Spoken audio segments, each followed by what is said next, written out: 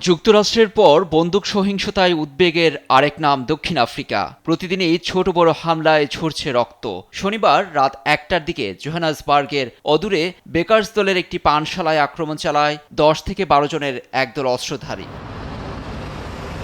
প্রত্যক্ষদর্শীদের বরাতে পুলিশ প্রধান ফ্রেড কেকনা জানিয়েছেন, কিলিং মিশনে অংশ নেয়া ছোট পিস্তল এবং AK-47 নিয়ে হামলা চালায়। এরপরই তারা ঘটনাস্থল থেকে সরে পড়ে যাওয়ার পথে কয়েকজনকেও লক্ষ্য করে গুলি ছুড়ে তারা। এ ঘটনায় বেশ কয়েকজন নিহত হয়েছেন। আহতদের নেওয়া হয়েছে হাসপাতালে। কী কারণে এ হামলা হলো এবং কারা এর জন্য দায়ী তা জানতে তদন্তে নেমেছে পুলিশ।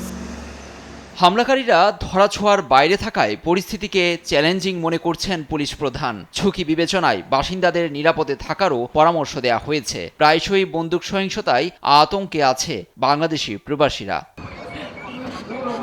দক্ষিণ আফ্রিকায় খুনের ঘটনা গত 20 বছরের মধ্যে সর্বোচ্চে পৌঁছেছে। 2024 সালের পুলিশের প্রতিবেদনে এসেছে, প্রতি 20 মিনিটে হত্যাকাণ্ডের শিকার হচ্ছেন একজন। লুৎফর কবির, নিউজ ডেস্ক, দেশ টিভি।